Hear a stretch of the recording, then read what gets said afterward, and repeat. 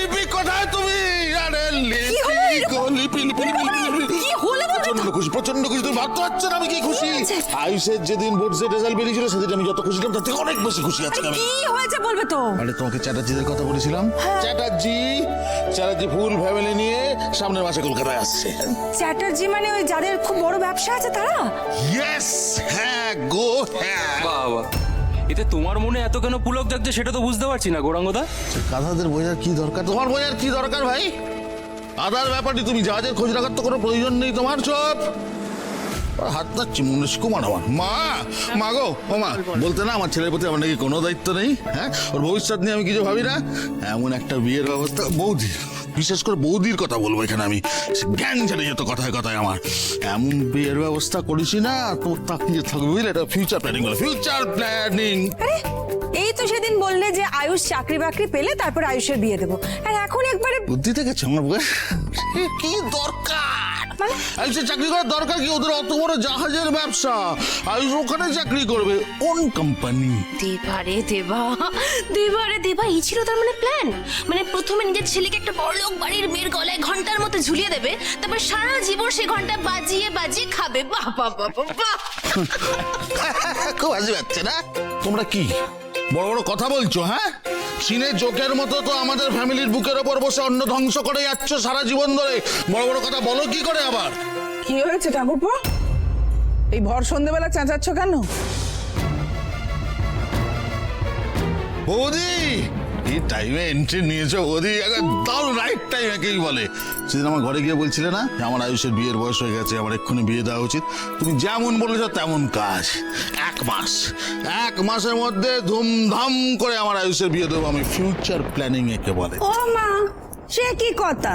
বলি বিয়ে হওয়া ছেলের আবার কবার বিয়ে হবে?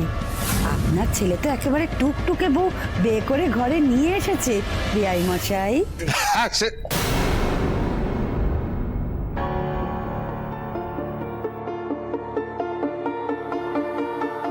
কি বললেন? কি বললেন কথাটা আপনি আরেকবার বলুন। বলা বলির কি আছে, আপনি নিজের চোখেই দেখে নিন না। ওরে ও মিনু, দাঁড়িয়ে রইলি কেন? ভেতরে আয়। আরে বাবা, এরা তো সবাই আপনজন, ভয় পাস নি, আয় আয় ভেতরে আয় মা।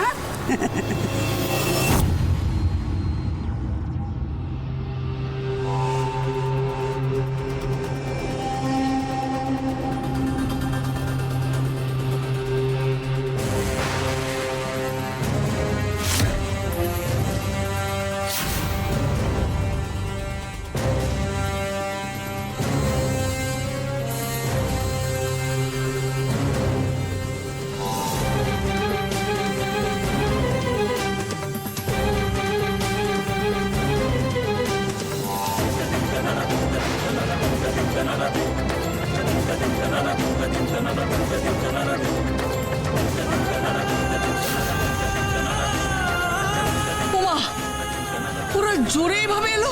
ওদের কি বিয়ে হয়ে গেছে? হ্যাঁ মাসিমা, একেবারে তুলসী তলায় মন্তর পড়ে বিয়ে হয়েছে। গ্রামের মানুষজন সাক্ষীও ছিল। আরে বিনু, তুই বল কেনে?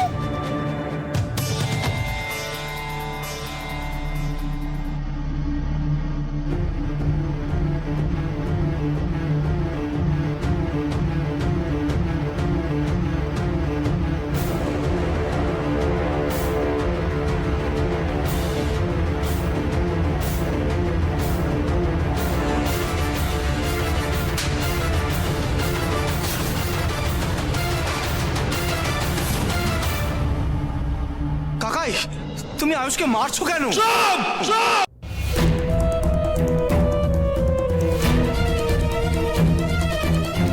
আজকে বাড়ির কেউ আমার আর আমার ছেলের মাঝে কথা বলবে না।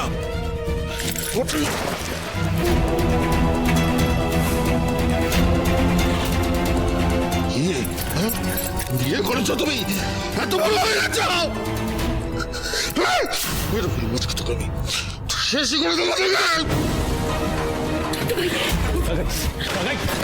কাকাই ছাড়ো, কি করছো নাকি? মেরে ফেলবে নাকি? কাকাই ছাড়ো, যে ছেলে বাবা মার স্বপ্ন গলা টিপে মেরে ফেলতে পারে তাকে আমিও মেরে ফেলবো।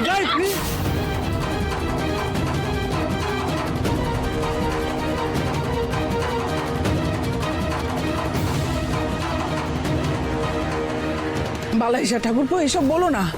আমি জানি ঠাকুরপো তোমার আর লিপির পক্ষে এসব মেনে নেওয়া সম্ভব নয়, কিন্তু